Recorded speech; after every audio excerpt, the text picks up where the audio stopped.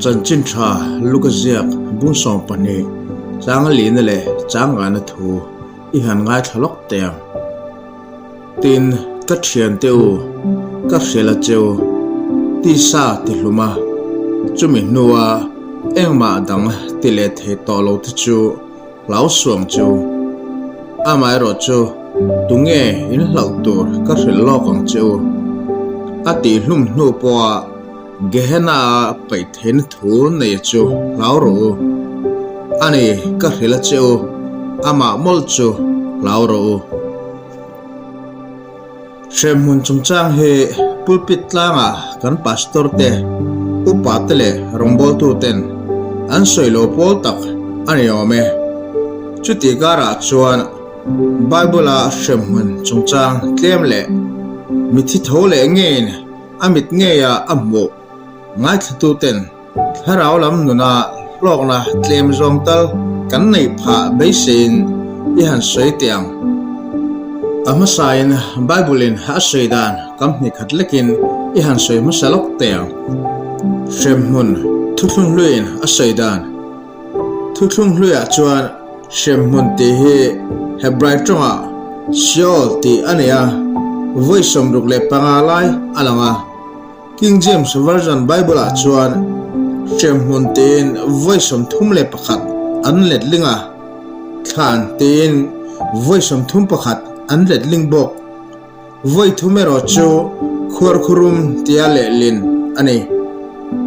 thuthung luya siol ti chu mithikua tina ani tlang puya mun nom nge mun shom engba ko anei lo entirnan jona bung ne cham nia chuan seol chu shemhun tia le lin na a oma ma se chatuan shemna tina chu ani lo chianga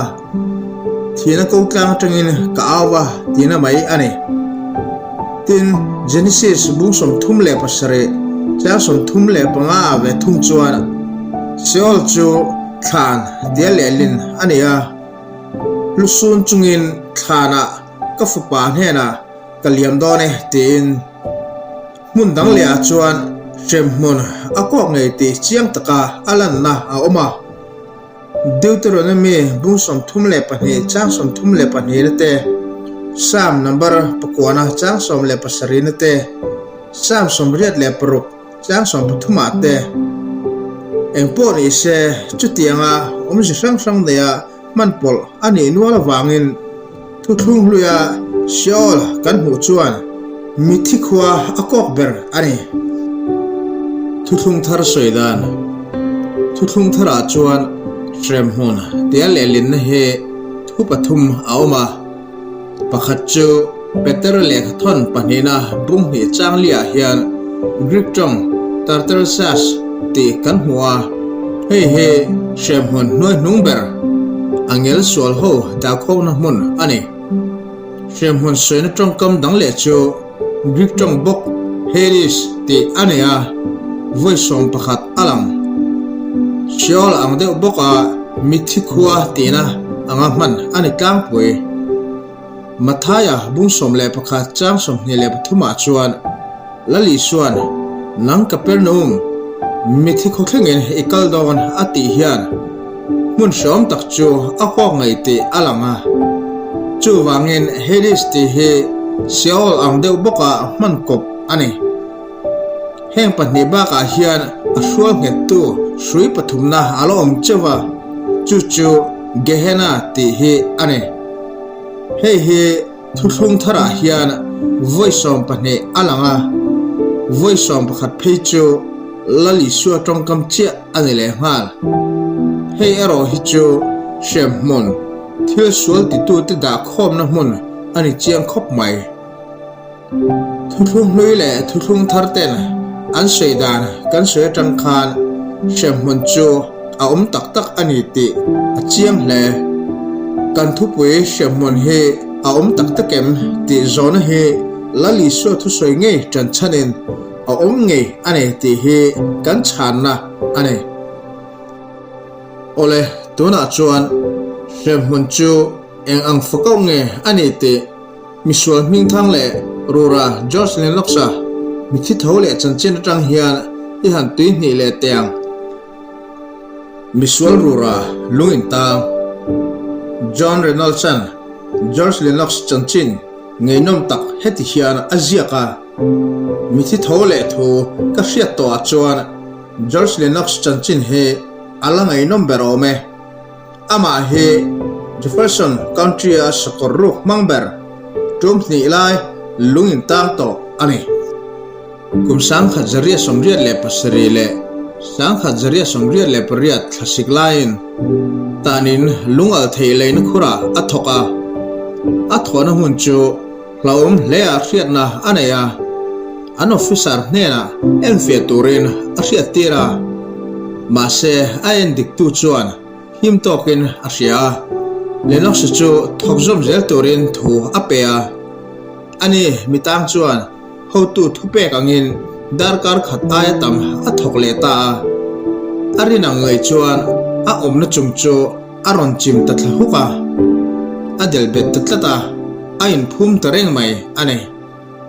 chutiang chuan darkar nilai thil ri tak del bein a omta a vuin hun ser chaina chuan alang ve talawa tambo jong turin ankal chuak tawata bolhlo tam tak hian alo del bedringa anun na chu atop ta niom takin a oma exam na pindana anjot luta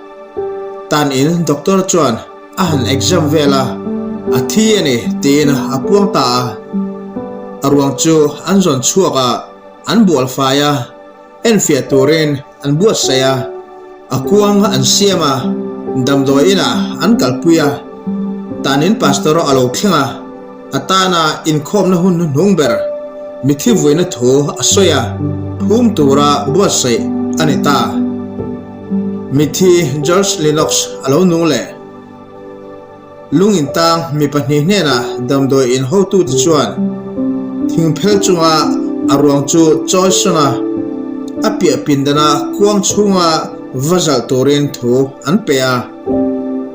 Anthupek chu zomen pakhat chu alulama atanga pakhat chu akelama akuang omna anzon thling man thel tawa chuti lai chuan alulama tangzok chuan ake achui pala ataksa athunun zotalawa atuta anruang zon chu an thlau ta doma mithilu chu leichara ayen tau ta chora amutule thirtu zongjong te makti tur hian aron rum chuak ta duta reilo te amit aron menga minung anena alo lang chuak ta tial tiala doctor an ko thuaya alo thlen hun darkar chen ve emo vela hian mithi chuan tui intur adila doctor alo thlen chuan tui alo ilmeka doctor chuan ahan exam chianga akia hian aru mun nilaya alo kiak renga mun dang tepo aduk ruya a problem lo tharuklai damdo ina aom nuwa na athokle theita ale John Reynoldsson Lennox ahu Lennox nela in biak theira ka jong ru renga in mofu a har sakhopa atopa chuan in mona remchang aom theita rama tlangwal kum som thummi vel emo chau he ani Lungin Tang jinga aru rapol he ania mi lek thiam le fingtak ani nge a chanchin a soi chu ziak toi chi short henin ka ziak chuaka hetiang hian a soi tu pum hian thilrap thlak tak engemo lo thleng turang hian ka hretlata karil ru anom lo ema wangin lung al thei khora kan ho tu progression hena ka kala ka thil vedante ka hrila lung al thei khur chu ron en fia turin ka soma chu lung al thei khur ka lein khur chu ane alo kala a en fia thokjom turin mintir le tamaya a hlo lawang atia ani tan chuan thil ho tak veimi ang chawa ngai kania ka thona chuan ka thok le ta darkar khat emo lai ka thok mana chu ti lai chuan alo thim ta khup hian ka hria tin thir kong khar he in hong ri rok hian ka hria ka kal tlang phaya ka thita a khovel danga kalo om ta reng ani ti ka ngai tua tu ma reng ka mulova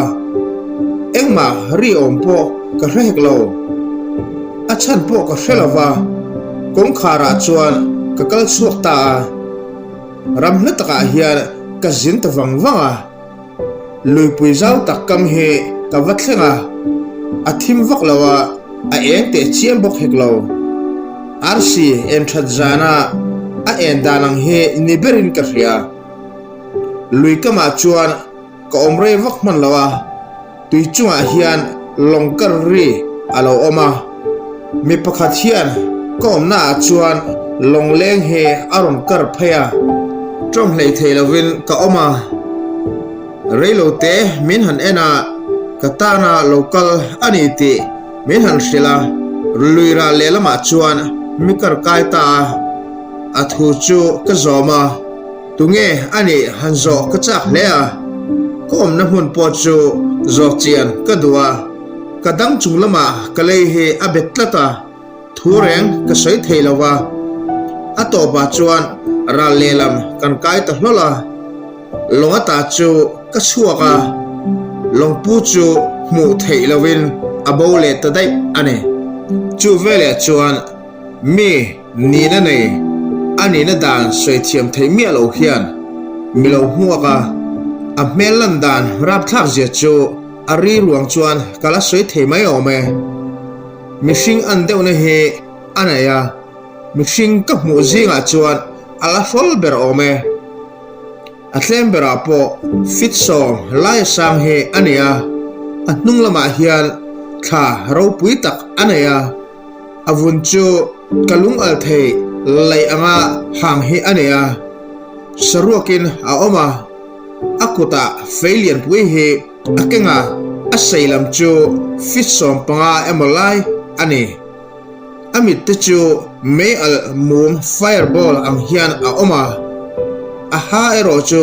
tui kep lung ang main avara aha sailam chu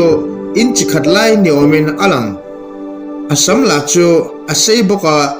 sho pui ania ako ki thleng hian a wai thazura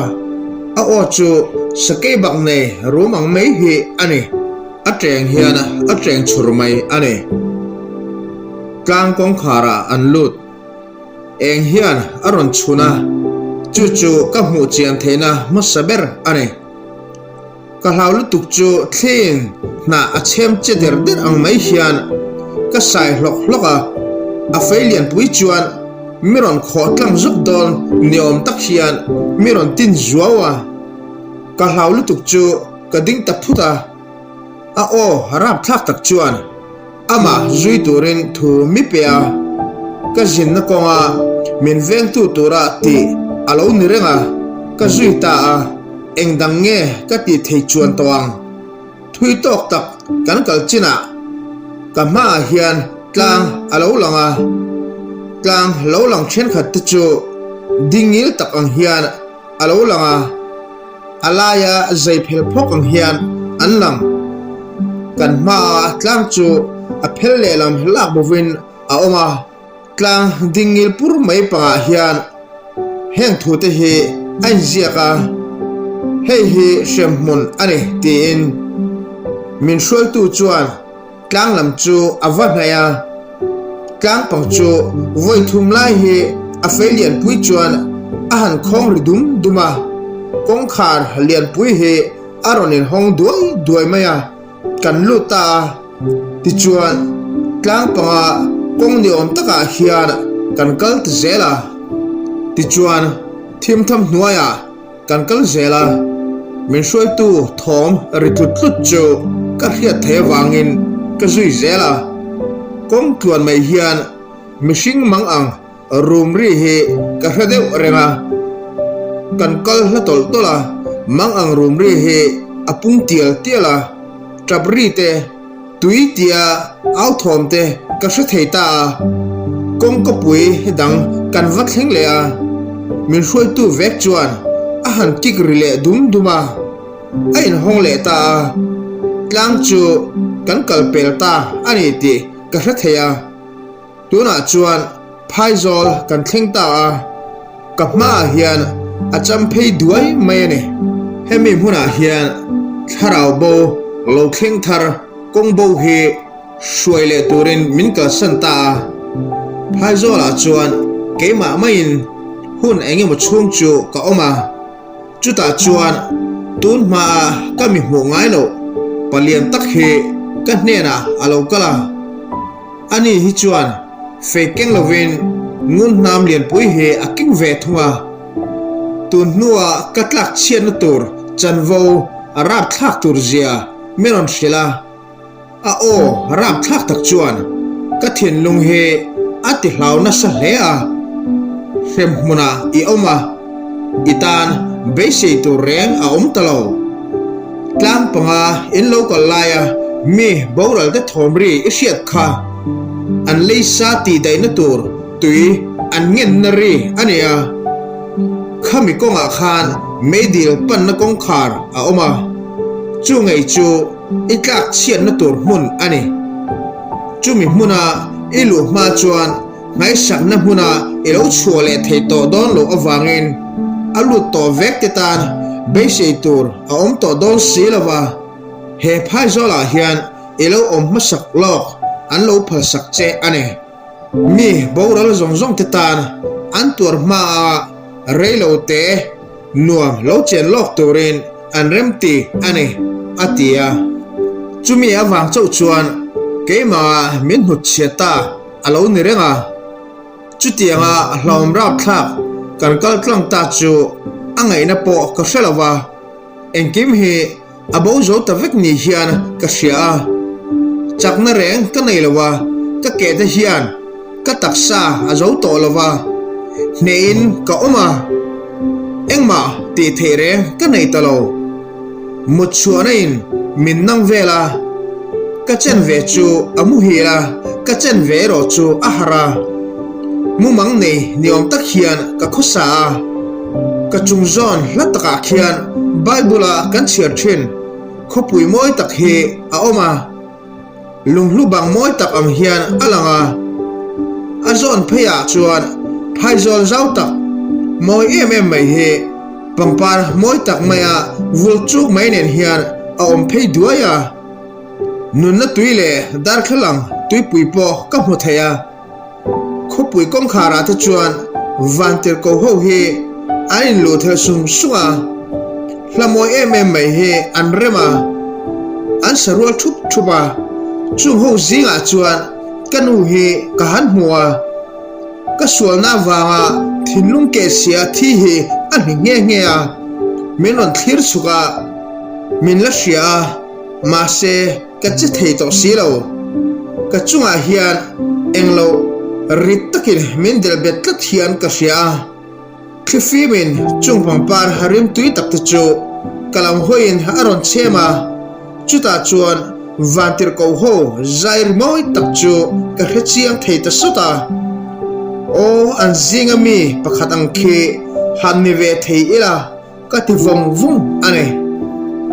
meidil amuta chutia vanram nomna tema ka omlai chuan ka hmuya hian engin emo rompiai sok hian ka hria chaw taka ka omlai chu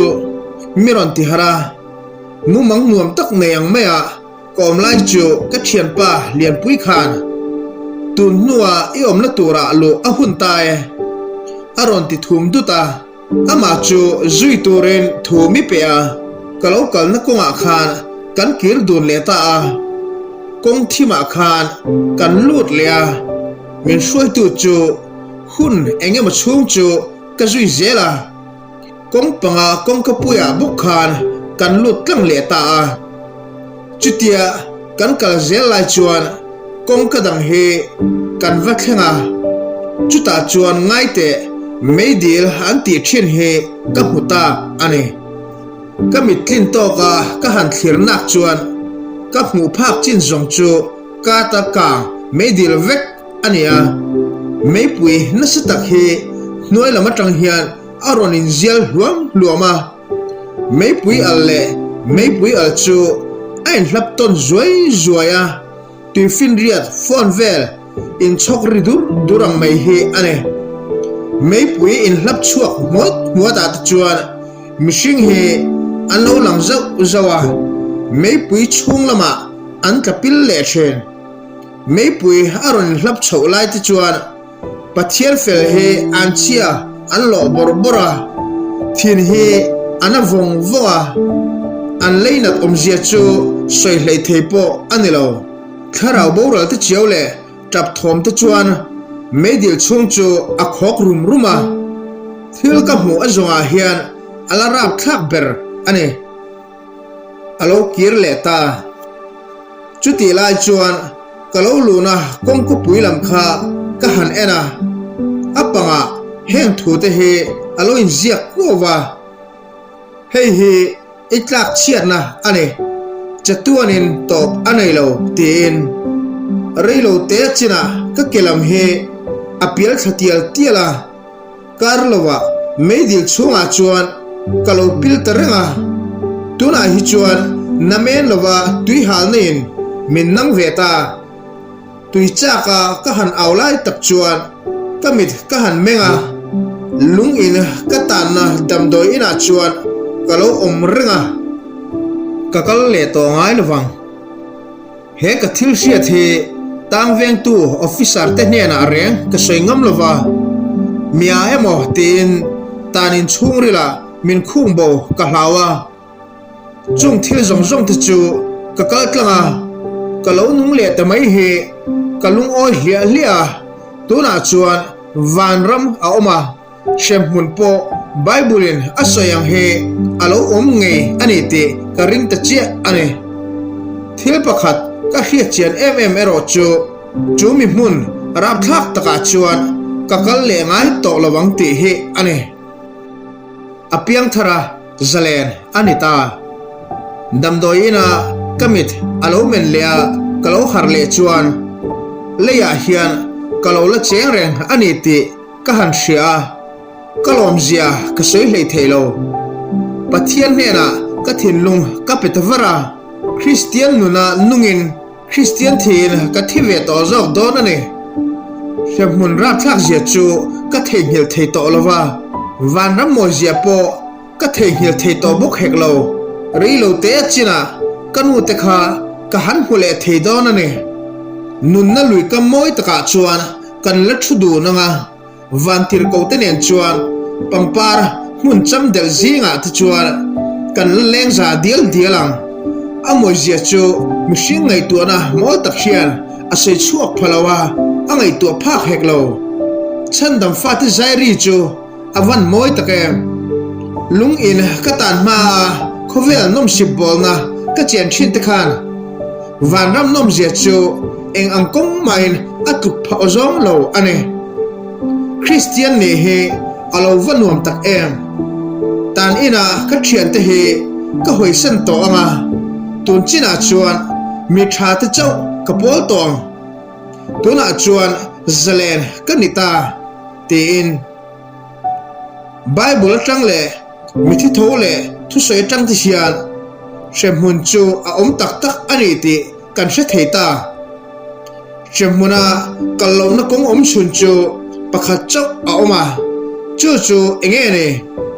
a chan na chu isu krista he shemmuna ikallo na tura itana cross thi kha ama ngein ti hian a soi mi tu po an pian thar lo chuan pathian ram an hu theilawang keima he kong le thu tak le nun na kani keima kal lo chu tu ma pa hne na an thing ngai lo mi fel tak te lam tura local kanilawa mi sual te lama sim tir tura local kanizo boral te zonga chandam turin mishing fa pa he a local an reng ane ngai te kong khar bula dingin ka ki khe tu point ka orsia kong a hon chuan anera ka lut anga anera zanria ka enga ani point ka nera a ebokang lali suan ate ane unaw du tak enga nga sual po ni mala isual na zong nen ama panla alo ngai damang che tu po kanena local chu kan not chuak top lawang isuan ati ngai thla tu du tak enga nga sual le bol lo po ni mala lali suwa Christian alangai dam du che ane isual na zong nen panla khongai mangai in alo pumang che hetiang hian thinlung le ti tak zetin a hnena en hlan ro lalpa ka sual na zong nen ka tharau zong nen ka thinlung zong nen simen i hnena karon in hlan ane ka lal le chandam tua ka puma che ka sual na te min lo ngai dam la Krista thisenin min lo sil fayang che Isua Krista mengin kadila che amen tin kan sualte thupa kan choi chuan kan sualte ngai dam turle kan fello na zong keng fai turin ama chu arin omin a fel ane pathian nena local chuan ani chu a ti le zong tu te nena loman pek mang ani ti rin tur ane